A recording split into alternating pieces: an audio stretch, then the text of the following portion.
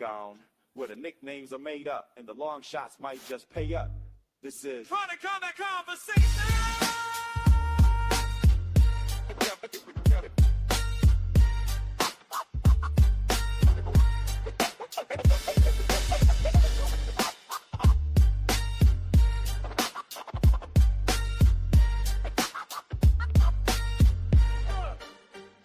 You know TV's on the mic, flipping names on sight. Renames every fighter, whether wrong or right. Rule with the glasses, rolling up the stash, breaking down the fights while they chase that cash. Parlays, props, dogs, long shots too. Digging in the couch, finding change for the crew. Early week breakdown, Saturday they hit. If you're betting with the boys, then you know this is it. Chronic Combat Conversations. Hey. Light it up, place your bets, no hesitation. Chronic Combat Conversations. That's right. Green like the herb in the cash in rotation. Oh! Names get twisted, odds get lifted. Smoke clouds drifting while the picks keep shifting. TV's spitting fire, gurus getting higher. Couch change acquired, long shots inspire. Ooh, yeah. Welcome to Chronic Combat Conversations, a live look at our best bets, picks, and predictions for every UFC event with your host, TV Scouting MMA, and the Guru back again for UFC Vancouver. We've got a middleweight main event between Reinier de Ridder and Brendan Allen. Should be an absolute banger of a fight. Even if it was a change of a main event, that main event would have been better, right? Let's just be honest. Fluffy Hernandez, that is better. But we have a really, really good freaking card. Solid co-main event. Honestly, the main card itself is pretty fantastic. We got a flyweight, right? I don't want to say title contender eliminator, but you're like, you got to be, I mean, it might be with maybe one more with Manon Fiorot and Jasmine Jasavizia. So really, really exciting fights. No guests today, guys. I'm looking to make that happen next week, but we'll see. We'll see what happens. hey, listen, we're doing our best out here. The best part of it, you still get everything else of Chronic Combat Conversations that people always come for. You've got my nicknames. Is that the Guru? Who? I don't recognize this guy. What's going on over here? What's happening? But shout out to the dog. Shout out to all the people in the chat. Olajuwon, the Dream Shake, bringing the people to the party. Let's go. Yeah, Daz, let's hit it, baby. And yeah, dude, this show is going to be a movie. I can't wait. Big time crossover event. Allen's the alien. De Ridder is the Batman. I can't wait. And a wizard is never late, nor is he early. He arrives precisely when he means to. Gandalf the Grey. So shout out to Chronic Combat because we are always live every Thursday, definitely exactly at 8 p.m. or exactly when we mean to and arrive. Always with a guest. And, yes. Hey, you know what? The picks are always free. That's a fucking fact. That is a guarantee. And Aussie, yes, let's cash like kings this week. And without further ado, I think we got some work to do here because this card, man, is it a banger. I really think we have a lot of high-level fights. So here we go. We've got the main event. Reinier de Ridder, RDR, minus 198 versus Brendan All-In Allen, plus 164. Short notice phone call comes across the table. Brendan Allen pushes his chips to the center. He is all in. This is a great matchup. But the things that I'm concerned for here on the Brendan Allen side, does he have that dog in him to deal with what Reinier de Ridder is going to bring across the table? And just off the bat, for all the technical skill, for all the jiu-jitsu, for all the kickboxing, I think de Ridder's got that dog. And whether minus 198 pre-flop, maybe you can get a better price if he starts a little slow, if Allen lands a couple strikes. But I just see the pace, the pressure, the body shots, the knees, the clinch, the better jiu-jitsu, the better wrestling and judo. And I think ultimately the better cardio and survivability. And if you want to talk to me about Reinier de Ridder's fights against Anatoly Malikin, I mean, that's a guy that ran out of contests to have at the 185 or 205 division and had to start facing absolute mammoths at the heavyweight. So I could give him a pass for that because every time he's not fought Anatoly Malikin, he's won in pretty impressive fashion. So I think the Ritter continues his streak here, minus 198.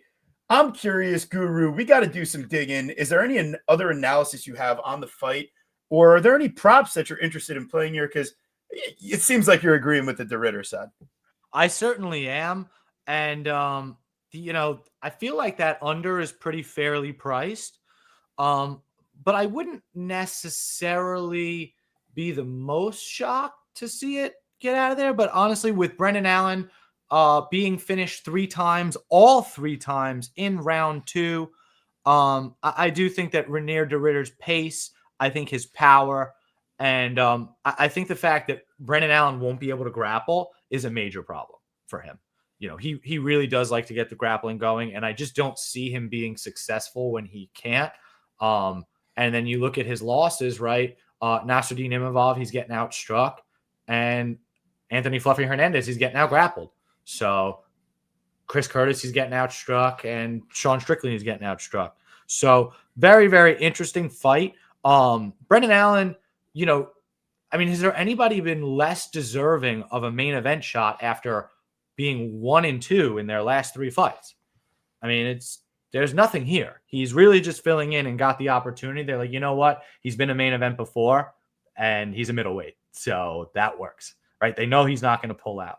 So it's fucked up because I kind of wanted to go like the round 1, 2, 3 or the round 2, 3, 4 submission for Reinier, but he could just hurt him to the fucking body.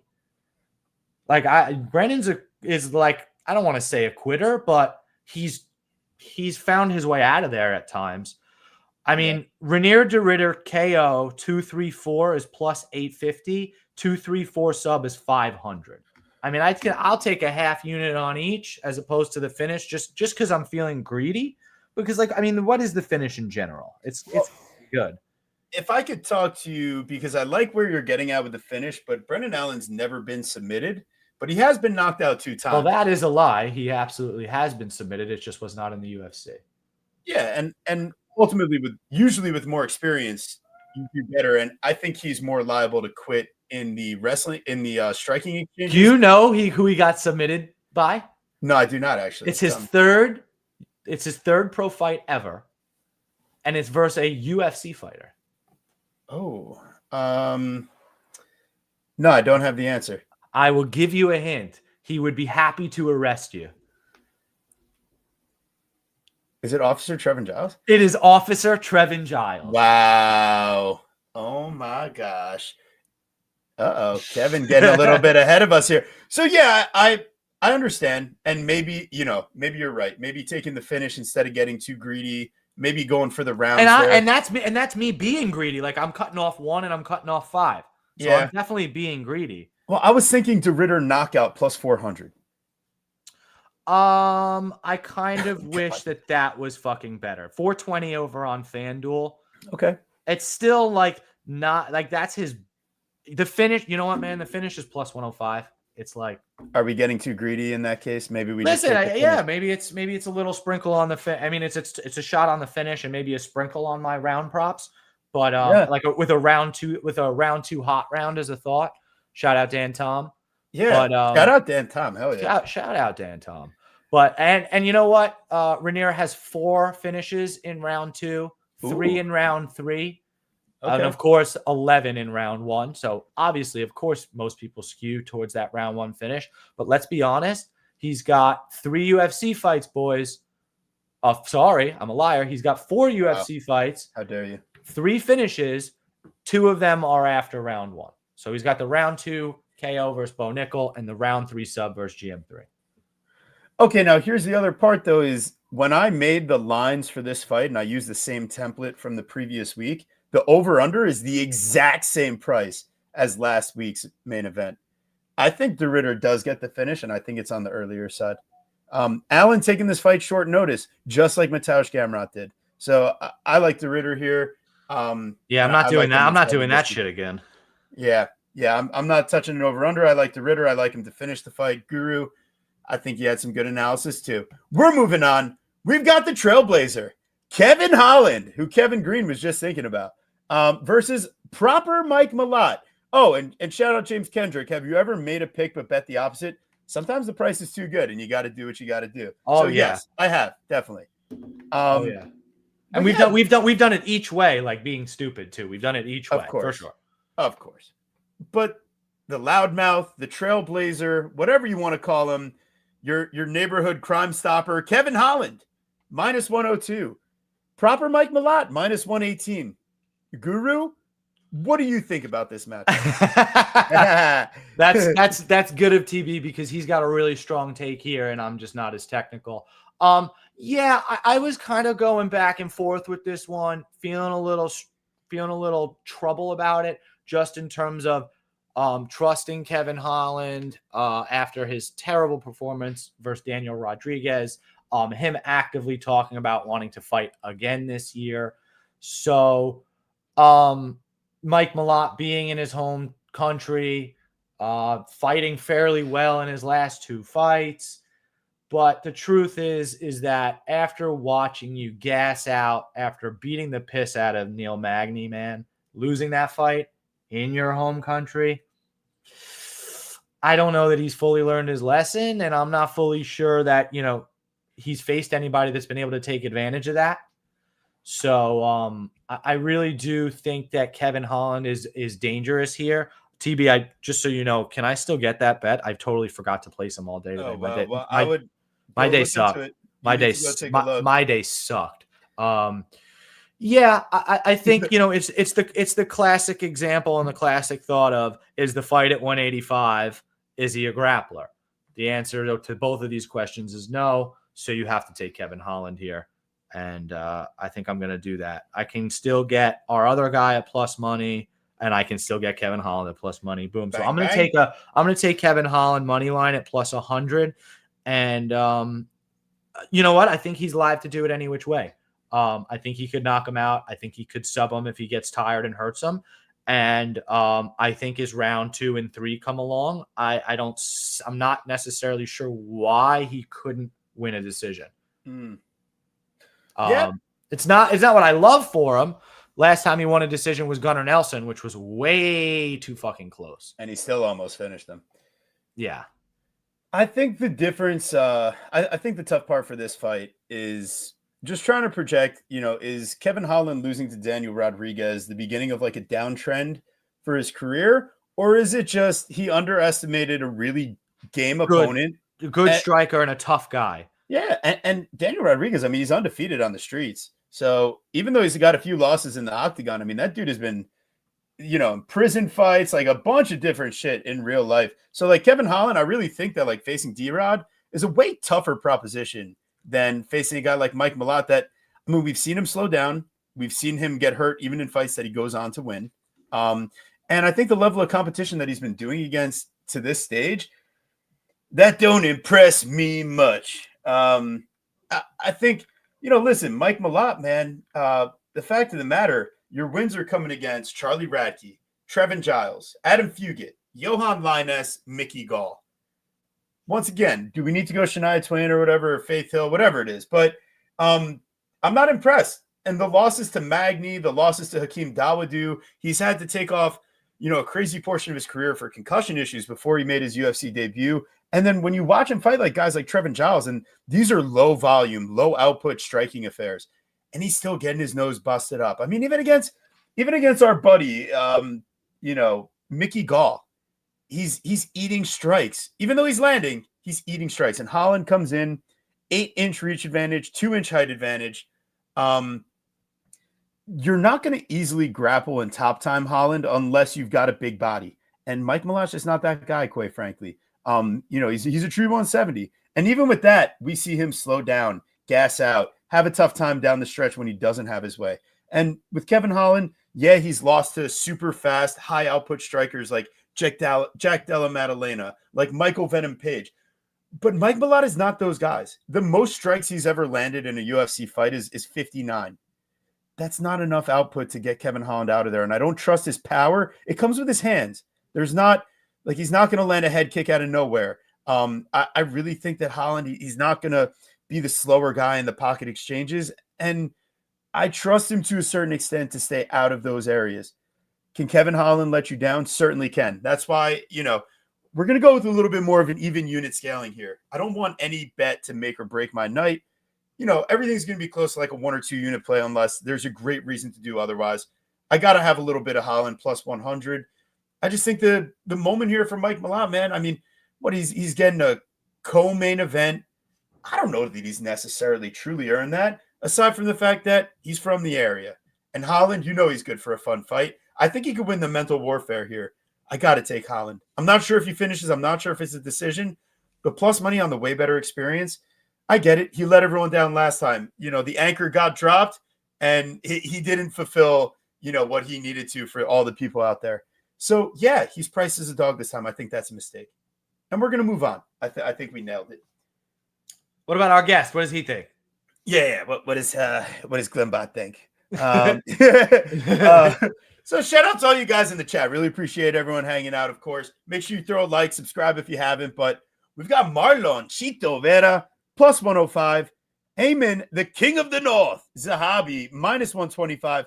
Before the Jose Aldo fight, there was the king of Rio takes on the king of the north. And we had Heyman Zahabi on for an interview, and we told him, listen, we give out nicknames around here. So we can bestow upon you the most beautiful of nicknames if you go ahead and fulfill the prophecy.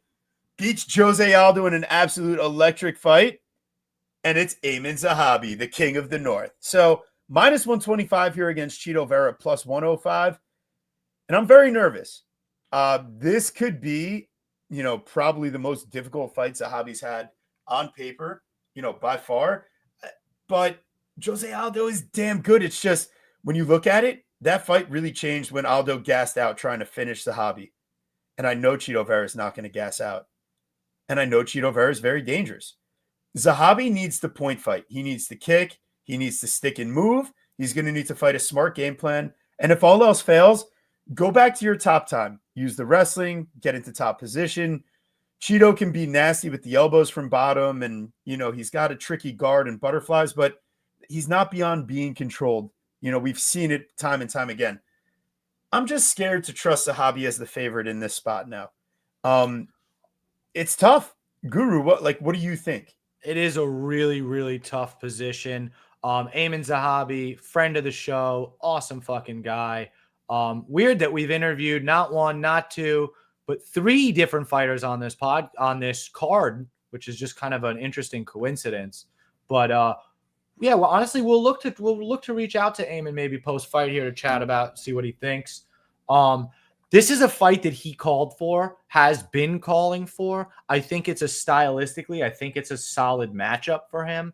I don't know that Marlon Vera really possesses much to worry about in the terms of power. I don't think he ever did, and I don't know that he does now. John Newquist, thank you so much, brother. Seriously, dog of the day again for John Newquist. The fucking GOAT, man. Yeah. You're the man, dude. Go. Seriously. Really, really appreciate that. It means the world. I think it's a really tough stylistic matchup for Marlon Chito Vera. I don't necessarily think he finishes them. And when we look at who he's finished lately, let's look at Chito Vera's last 3 finishes, boys. Yeah. Okay. We've got a head kick in round 4 versus Dominic Cruz. Chito, weren't you losing 2 rounds of that fight and then kind of pulled it up on the 3rd and then head kicked him in the 4th? Come on, man. Not great. Frankie Edgar fight that we watched live, front kick to the face, round 3 finish at the buzzer. Okay, man. I mean, Frankie had been KO'd 2 3 times before that. And then it's the Sean O'Malley debacle. Oh, yeah. And we all saw how that rematch went. Sean O'Malley wins that fight 9 times out of 10.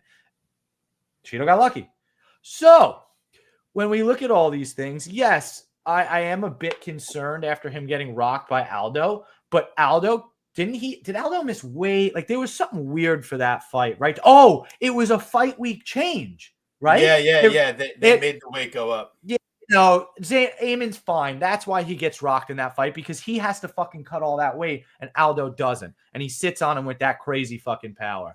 And not for nothing, Heyman Zahabi opened a 2-1 favorite.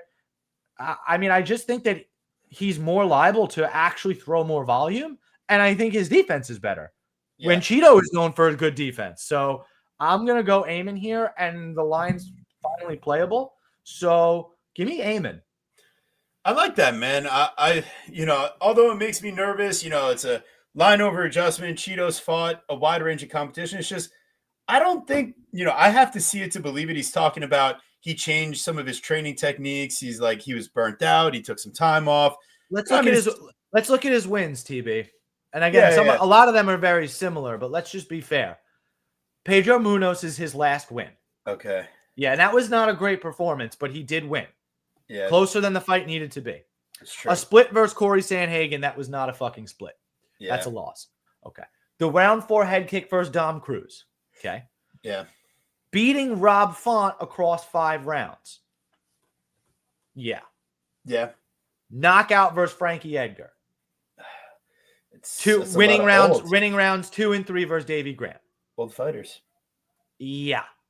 Yeah, you're right. But Eamon, he's not a spring chicken, but he's not fighting like a guy that's slowing down. I think he's fighting at his best abilities recently. Correct. So you're right. I think a small shot on the King of the North is, especially in Canada, in a fight where I don't expect him to get finished.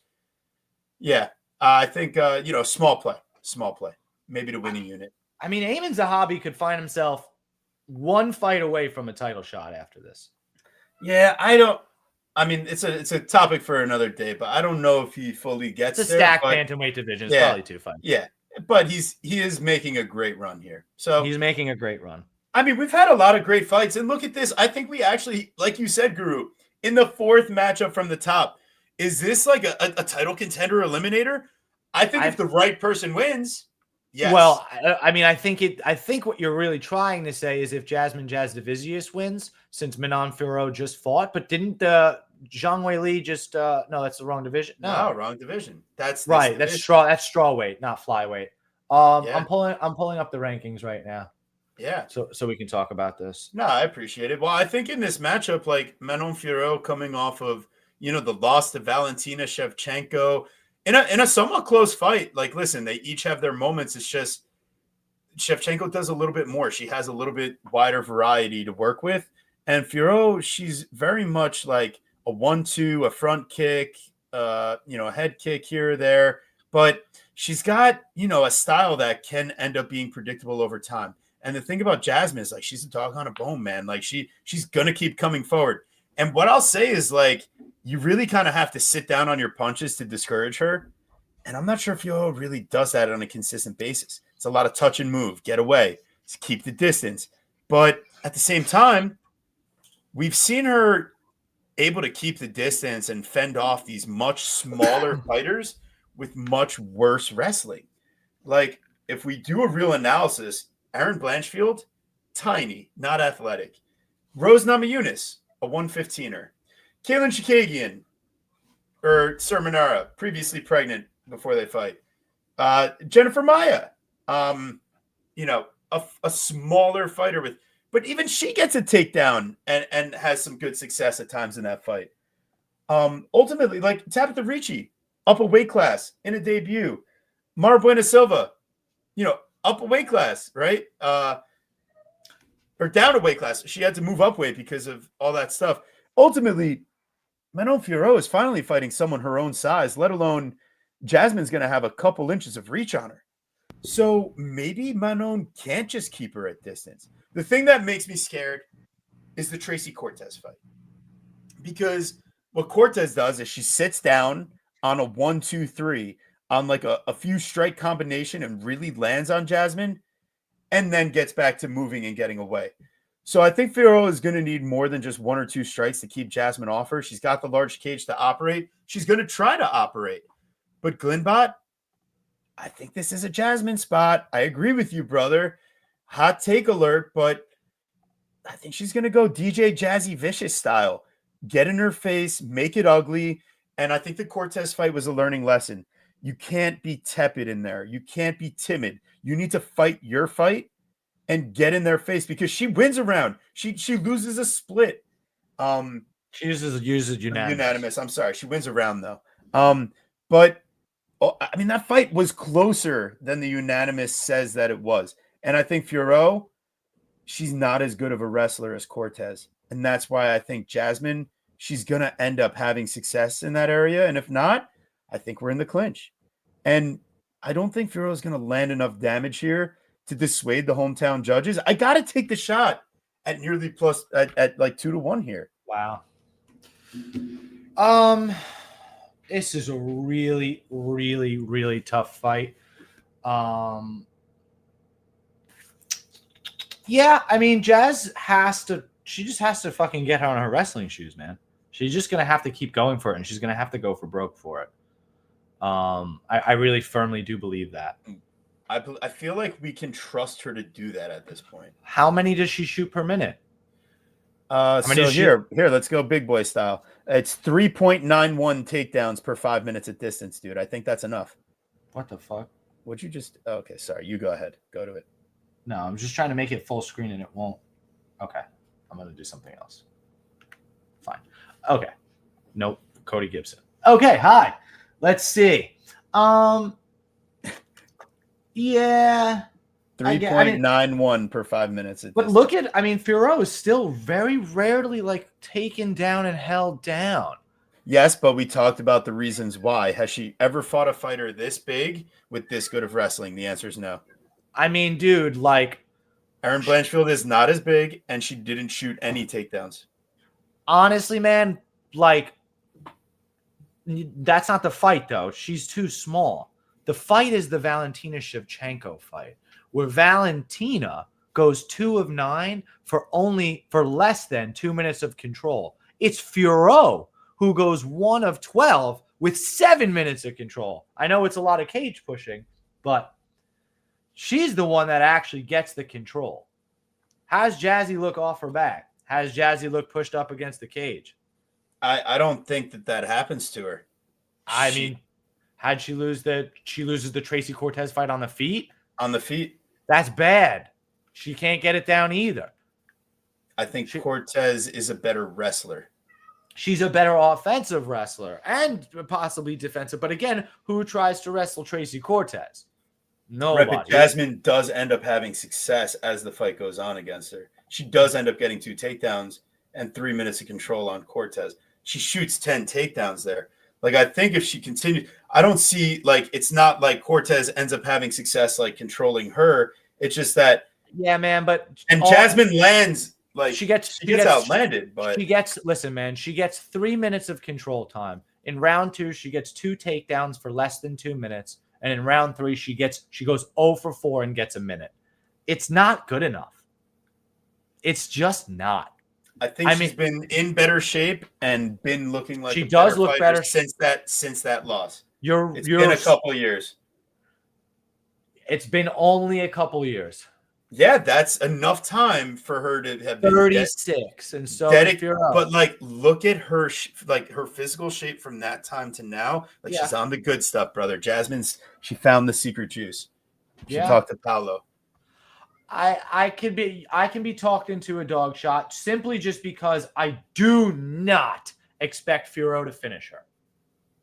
No, not at all. And that's the fact of the matter, man. Like, I gotta go. The fighter I expect to be on the front foot, pushing the urgency. I think that she's improved in her overall sense of urgency as a fighter. And we're going to see a lot of effort to get this fight in control positions consistently from Jasmine Jasdavicius. So I trust her in that aspect to fight for my money as a 2-1 dog. Yeah, I'm in. And it's like a 1-unit shot. I don't think you need to overload here, but I think it must be done. All right. We've got the Renegade, Cody Gibson, minus 180. Arichi Long, the Mongolian Murderer, plus 150. Oh, baby. This is going to be this is a toughie. Cody Gibson, like, he should win this fight on all technical abilities. The thing that could happen is he could get chinned, and it could be really bad. Arichi Long does swing hard, but Arichi Long also is end up getting taken down and getting controlled. And I can see Cody just rinse and repeat, get a back take. I mean, this is a guy that even has success wrestling early on against the likes, what was it, Damon? Yeah, even that fight. He's the one that lands the initial takedown. It's just, you're fighting Damon Blackshear. That guy reverses him, ends up getting to his own control time positions, ends up getting the sub. That is not Arichi Long. But to Glenn Bott's point, like we're saying, Cody Gibson, 38 years old now, in the bantamweight division. He typically looks like he has an absolutely brutal weight cut. And I could see Richie Long, when this fight is on the feet, landing the way more powerful strikes. So it's sketchy. I don't need Cody Gibson money line. I don't need to parlay him. But what I do think is that there's a little bit of value to be had if you need to get some props. Cody Gibson sub plus 500. Richie Long knockout plus 425. Why is it main card? It's a good question. I guess he's respected up there. I don't know. Yeah, why is this fight even happening? What is this? And this is the main card? Not great, Bob. I mean, no, it's not the main. No, it's not. 1, 2, 3, 4. What? Yeah. Why is this the main card? Why is this the main card opener? Tough. No, it's because it's not. Because it's a 6-fight main card. DraftKings split it up. Yeah, but DraftKings is stupid. According to Tapology, it's a 6-fight main card. All right, respectable. Because the main card opener actually makes sense, which is the next fight. This fight, to me, doesn't really make much sense from a matchup standpoint. Very fucking strange. I don't really see Orichi Lang giving Cody Gibson too much of problems. He's just kind of a punching bag, no? Yeah, his wins, it's like Johnny Munoz. That guy sucks. Jay Perrin, Cameron Els. I mean, come on. I mean, I think those are like 3 guys that have a combined like 2 UFC wins, maybe. That being said, man, beating Chad Anheliger and Brian Boom Kelleher, not your best, but his loss, again, he probably should. The Brad Katona fight was fantastic. That was a good fight. But, losing to Miles Johns and Damon Blackshear is probably understandable. He was out athleticized. Well, so losing to Raul Rosas and Eamon Zahabi is understandable too. Oh God.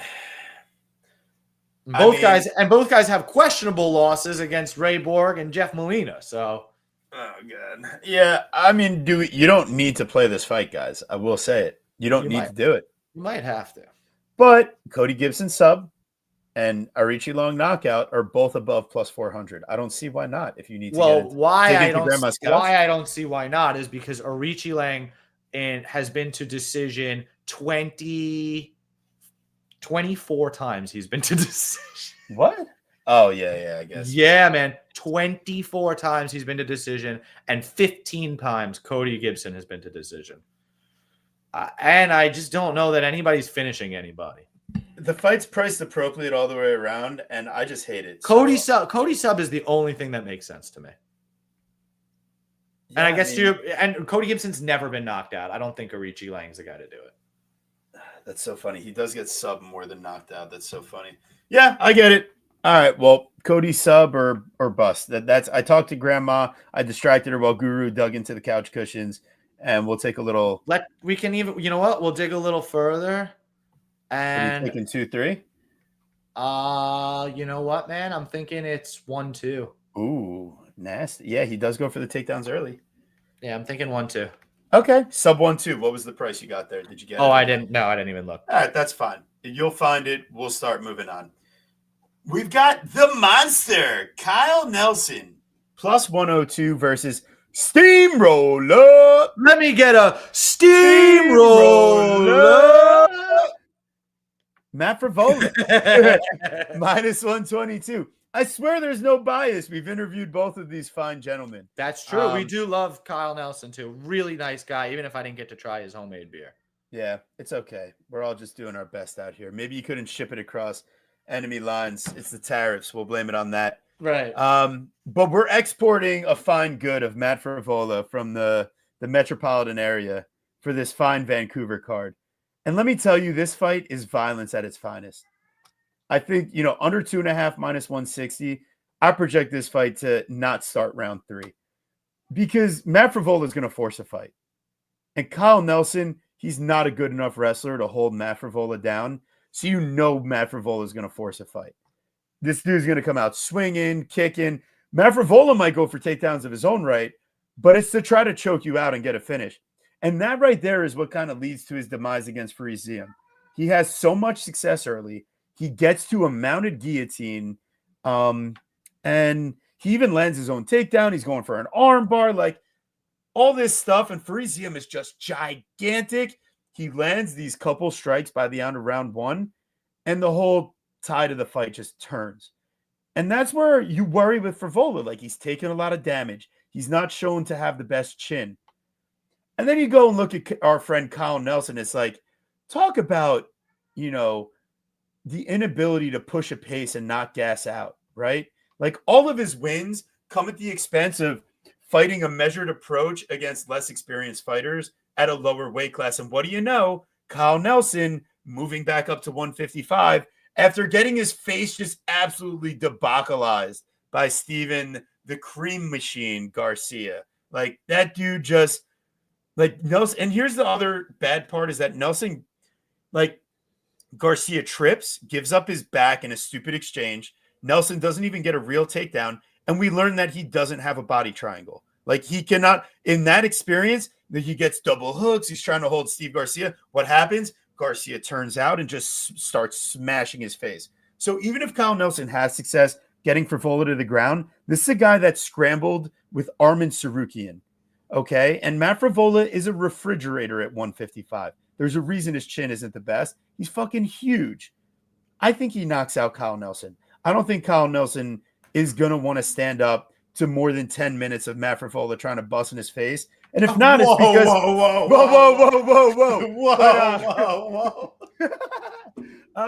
But ultimately, like, Matt Frevola, in trying to execute that vision, could totally end up just in a bad spot himself. So I project the fight not to start round 3 because Frevola is just going to push that pace. But I gotta go with the steamroller. Minus 122. I'm hoping we get plus money. The line seems like it's crashing. Yeah, I gotta get in on some. I missed Frevola plus money this morning because I was so fucking busy. I'm so mad. I guess I'll have to lay the chalk. It wasn't plus money. Oh, what did you get? No, I didn't bet him yet. I was telling you that Bet Online moved him to even money. Oh. But, like, nowhere else. So I was hoping that the line crashed. You never bet it. I thought you bet it. No, I never got Steam. I got Kevin Holland at plus money. Me too. All right. But no, Steamroller, we're just kind of like... Let me get a steamroller. Yeah, I like the steamroller to get it done. I think that his losses against fairly high level competition, or at least understandable levels of competition, in Faraz Ziem, Benoit Saint Denis, Terrence McKinney, Arman Sarukian, and losing to, for him, Matt Sales, Billy Q, Jai Herbert. The only one that's understandable is the Steve Garcia loss. So not really great. And I think the power will dissuade him. I think Frevola's got some solid volume. And I also think if he gets into any trouble, I think he'll be okay to mix it up with the wrestling. And I think he can have success there too. So only problem is Nelson clipping him. And that Bill Algeo fight was fucking ridiculous. Otherwise, he doesn't really knock out anybody. And we've got a hilarious Apollo Reyes triangle here. So just awesome in that regard. Oh, my God. That is really funny. And Steamroller's going to close it. Yep. Wow. All right. Steamroller, and we're moving on. We're live every Thursday, right on the dot, 8 o'clock. We never change the date. We never change the time. We're we're not always there when you call, but we're always on time. The best bets, sometimes the best guests. Sorry about tonight. And always free picks. And sorry about the future if we don't get those either. But we're here for a good time. So I hope you guys enjoy. Charles Jourdain, minus 166 versus Dangerous Davy Grant, plus 140. Guru? Interesting fight. I kind of like Jourdain here, but I was tempted on the dog a little just with how good Davy Grant did look in his last fight as a sizable dog versus Damon Blackshear. But I felt like maybe Blackshear really kind of like fumbled the bag more, if that makes sense. Like, I feel like Blackshear should have had everything he needed to win the fight and just kind of gassed out. Jourdain doesn't really do that. And losses to his losses, I mean, you look at all of them, and they're all relatively understandable. Gene Silva's fair. Sean Woodson, dude, is huge. That's fair. Nathaniel Wood is solid. That's fair. Shane Burgos is a fucking tank, especially in, that time. That's fair. Davey Grant losing to Adrian Yanez is probably one of the worst losses in hindsight. And a lot of people argued that he won that fight, and I don't necessarily agree, but I will say you're making it way closer than it needs to be anyway. The Rafael Sunsao win, which is really a loss, craziest fucking fight, right? I mean, he's getting his shit kicked out of him the entire fight, and they stop the fight to reset it up, and he just goes flying triangle. It was that fucking fight was nuts. Beating Ramon Taveras means nothing. Dude's a punching bag. Damon Blackshear, Captain Cuck, just not putting anything together. So I do like Jourdain here at home, and I think he's playable. So yeah, why not? But at the end of the day, it is going to go the distance, and it's going to go the distance, right? So yeah, most likely. Yeah, I don't think Grant's knocking out Jourdain. Well, you know what though? No. But what I would suggest as a grandma, and I really want to know the number. I'm hoping the number is in the realm of plus 700. Okay. I want Charles Jourdain by submission. Plus 550 on DraftKings. All right, so so it's probably gonna be 600 on FanDuel or elsewhere. Maybe we can find something better. But the truth is I actually think that's live. Charles Jourdain has won his last 2 fights by guillotine. Davey Grant, while but Davey Grant shoots takedowns, and so does Hamosh, and Grant doesn't. I'm sorry? Grant doesn't shoot takedowns to give him the chance to do that, whereas the last 2 opponents did. I think that's fair. Yeah, but I get it. Plus 700 over on Fanatics. Yeah, I don't necessarily think that the fight plays into that arena. I think it's going to be a pure kickboxing match on both sides. I mean, one's going to really initiate the wrestling. Can I tell you something? You can. Davey Grant has 6 UFC losses. Yep. His first 3, his last 3 were decisions. His first 3 were submissions. Do you want to know who he's getting submitted by? Yeah, I would argue that's a whole other one was over a decade ago, one was a decade ago, and one is nearly a decade ago. The dude has dedicated himself to grappling. You don't get a reverse triangle on a Sunsao unless you're a good grappler. So I don't think he's not shooting offensive takedowns on Jourdain unless something's gone horribly wrong. I get it. The price might be right. Maybe you need to tickle it. What's the volume thing? Let me pull up these stacks big boy style here. Let's see. Big boy style. Grant throws more strikes and he lands at a higher clip. And he's got better defense. Then it's a dog. Then with all those things, then why isn't it a dog shot? If it's going the distance. Athleticism gap and the fact that Jourdain, he is a pretty decent striker. I agree. He's gotten hurt plenty, though. He's got 4 times knocked down. Oh, this fight is too close. I don't need money line action on either side, honestly. There you go. That was kind of the overall point then. Maybe it's a splitty. A little splitty? Maybe, but I would hate giving out too many of those. You know what I mean? Not our thing. Yeah. So anyways, we've got a Bruno the Bulldog Silva versus Hyun Sung Peace of Mind Park. Minus 225 for Park, plus 185 for the Bulldog. Park is going to have a couple inches height advantage, but he is going to be giving up. No, he's got a 1-inch reach advantage. Sorry. He's a few years younger. He'll get it done here. He'll get it done. He should, right? I just makes think me a little nervous. He's done after this. 1, 2, 3. Do you think Park is as good?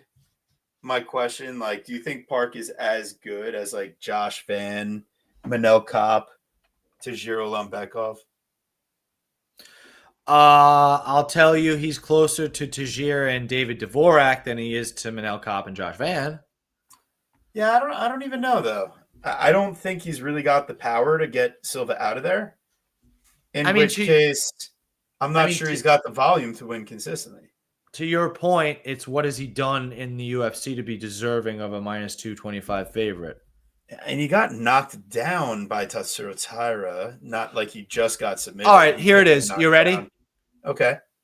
It's parked by finish, or it's not him. All 3 of his UFC wins are by finish. All 4 of his UFC fights have been finished in before the 3rd round. That's a lie. He finished Sung Yu Choi in the 3rd round. I'm sorry, but generally speaking, yeah. I mean, finishing Shannon Ross, that's not impressive. It took too long, quite frankly. He's getting hurt on road to UFC also. Carlos Hernandez, like that dude is just like he just gets obliterated by any Asian. What's Silva by knockout? Now you're talking my language because it's plus 550. It's interesting. I don't know. Listen, I'm just saying, like the dog is speaking to me, just like your cats are. Oh yeah, you can hear them. Yeah. Do you need to do a little dry stuff? Yeah, 9 o'clock. I don't really care, but it is a little late. Go ahead. Do a little sprinkle. Nah, let's just keep pushing. They get that. All right. Honestly, I don't want them to wake me up tomorrow. Pain in my ass. All right. Left hand to God, Danny Barlow. Minus 290. Jordan Shakur Santos plus 235. We've got another weight class change. Danny Barlow moving up to the middleweight division. He missed weight against, I think, was it Nikolai or his last fight? He's had a couple really shaky performances. He got knocked out against Sammy Patterson. So he's moving up. This is like moving on up. He is 2-1 in the UFC, but his wins come over, Quinlan, and it took all the way to round 3. A really sketchy split versus Veretenikov, and just getting obliterated in the face by Sam Patterson. Jordan Santos, disappointing in his own right, loses his debut fight to Ozzy Diaz. But it was really weird. Just not a lot from a volume perspective. They ended up getting into like a bit of a staring match as the fight went on. And I think there were arguments for, 131 strikes landed versus Diaz's 135. Like, it's not like Santos got blown out of the water or anything. It's just he dropped the ball as a big favorite. And now against Danny Barlow, he's coming in as a huge dog. I mean, Kurz, I'm really tempted. With Jordan Santos. The dude's got a little bit of that fire to him. It's funny. I was so tempted on Jordan Santos just based on the line until I remembered that he lost to Ozzy fucking Diaz. Yeah, and then it's just like, damn, Danny Barlow might just be able to. I don't know, though, because Barlow doesn't love a high output matchup, and Jordan Santos is like, he's a high output guy. Is he, though? 135 strikes landed against Ozzy Diaz. Yeah, 85 on Contender. He's got volume, and I don't think, like Danny Barlow, he's landed not going to 95 on Quinlan. He's not going to finish Santos. And he's not going to finish Santos. No, Santos has 2 losses only by decision. Santos is a dog shot. It has to be. It's a dog shot. You have to. You have to. Yep. This is our, guys, anybody listening, this is our new thing. We're not fucking doing it anymore. We're not making dumb mistakes. You know how tough it was to talk Figgy last week? Tough. But we did it. We played them. It's the right fucking play. It has to be. Every single time the line doesn't make sense, you have to play it. Yeah, well, Barlow's going to finish this guy that's never been finished at a higher weight class than where he's been? No. I mean, listen, fight goes the distance is plus money in its own right, but I don't trust Barlow to make it there necessarily. Honestly, you know what? I would love to. I got to rewatch that Ozzy Diaz-Jordan fight, Santos fight, but I'm thinking that fight was more Ozzy Diaz outperforming and performing fairly well than it was Jordan Santos being shit. Because the truth is when what we've seen of Ozzy Diaz getting knocked out by Joe Pyfer, getting knocked out by Minion Zhang, I mean, these are relatively excusable. Yep. Relatively. Again, not everybody gets to be champion, guys. Not everybody gets to be top 15. Shit, not everybody even gets to be top 25. But it doesn't mean you don't belong in the UFC. So I'm very interested to see this. It's very different than what was the fight last week that people were playing, trying to say that the guy wasn't shit when he's totally shit. Do you remember what I'm talking about? I'm gonna try to figure out what you're saying here. If you give me a second, I'm pulling it was up it myself. Janata Denise? Ye- Was it Thomas Peterson? Was it Clayton Carpenter? I'm thinking it Ricardo was Hamosh? no. Yeah, well, always him, but no, it was Simon Denise. Oliver? It's Denise. It was Denise, yeah. Okay. Right. Everybody's saying like, why he can't, like why he can get it done and why it's so dangerous. And it's like the dude can't fucking grapple. Yeah. Pinto beans for the win, brother. Wait, I don't think it was actually him though. Maybe it was the week. All right. I think you're losing yourself. I'm gonna put. Yeah, I'm losing. I'll pull it up in a second. Yeah. So we're moving on. It's a dog shot on Jordan Santos. And here we go. We've got Kill Shot Kyle Prepolek plus 340 versus the Crimson Chin, Drew Dober, minus 440. And God damn it, like Drew Dober, I love you. You're such a fun fighter. You're a great guy. Like plenty of good stuff going on. But you're 1-4 in your last 5, and you're a minus 440 here. I can't get there, man. It hurts. And then got it. Prepolek, I got it. I'm so sorry. I got it. Go ahead. It's Musasa from 2 weeks ago. Oh, okay. So Josie. the same idea, right? You watch this guy get knocked out by what's his fucking name? Carlos Vera. And we want to go, oh, but he's explosive, but it was just his debut, but it was no good. It's the Rafael Sequeira effect. If you're actually shit, you're shit. Yeah. Thank you for letting me do that. Yeah, left hand to Goud. I knew it wasn't any of the guys you had said, and I was like, damn. Yeah, we're doing our best. But yeah, no, you knew it. All right, so Drew Doberman, why should I trust you here? Minus 440 Experience. in a parlay. But I'm going to present to you guys an option, because if you look into it, Kyle Prepolek has never lost by knockout before. His losses have only come by submission and decision. And the other thing that I can tell you is that Drew Dober only has one career win by submission in his debut fight against a foreigner back in 2014. It's Drew Dober plus money by decision. That's the play. It's plus 200. What's plus 200? Drew Dober by decision. Fight goes the distance is plus money. Well, now you're talking my language. I don't think Prepolek is getting him out of there. I don't think, listen, he's got 10. No, I'm not worried about Prepolek winning. I think he sucks. It's okay. Just, he is he's hometown. He's been submitted a million times. Okay, but like against who? Benoit Saint-Denis? Kevin Lee. Okay. And Benoit Saint-Denis. So Drew Dober's not doing Jason Fisher. Those are his 3 sub losses in his career. Correct. Are to legitimate grapplers. I mean, I don't know who the fuck Jason Fisher is. We don't need to find out, because Drew Dober is his only submission win in his UFC career came all the way back in 2014. It's not what, like, I can't envision him. Well, I could envision him wrestling for success, but I can't envision him getting a submission in this spot. I think it's the decision at plus 200. You really think sub plus 700 is the move? Oh, or you think he's going to knock him out plus 100? Listen, man. He submitted former WEC champion Jamie Varner. He could submit anybody. Nah, I'm going to go Dober plus 200 by decision. I mean, you're turning. You just told me you're telling me you're turning a minus 440 to a plus 200 pops. For something like, if Prepolek has never lost by knockout, which is plus 100, seems like a trap, right? Prepolek's not a bad striker. No, and it took mid to late round 2 to finish by Benoit Saint-Denis. And that's short notice replacement fight. Yeah. Yeah. So Crimson Chin, fair enough. We can pick you.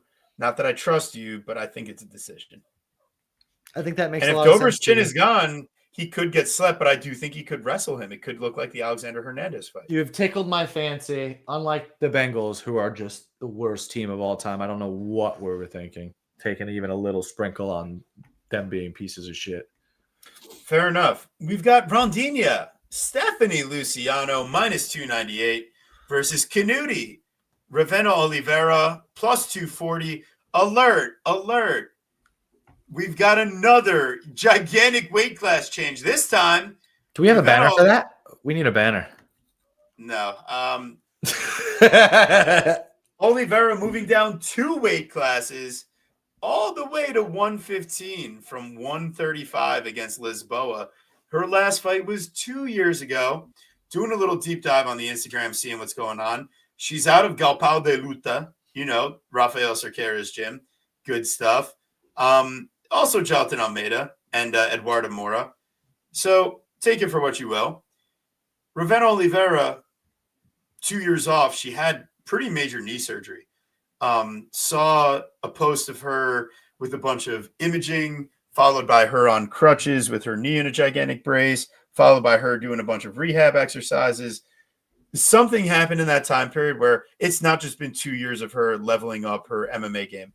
And like we'll talk about with our friend Tainara Lisboa coming off of a gigantic knee surgery, could be a bad look, even if you're in the quote-unquote best shape of your life. I don't think that you've truly been training MMA enough to give Stephanie Luciano trouble. And Sam Hughes, man, she's one of the toughest women's 115ers out there. Like, she is a dog. And it took a split decision for Hughes to get that fight over Luciano. And a first round from hell. Talita Alencar, just asked her how it went when she gassed out and things weren't going well.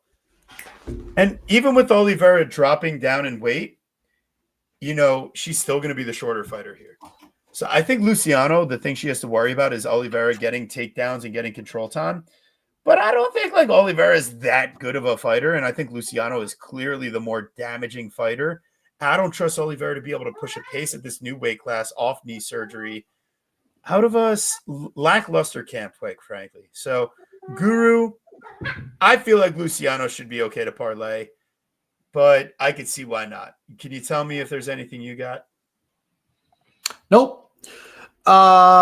Didn't she have a kid? Isn't that where she's been for like 2 years? No, I told you she had knee surgery. I don't think she had a kid. Are you sure? I don't think so, unless you could prove otherwise.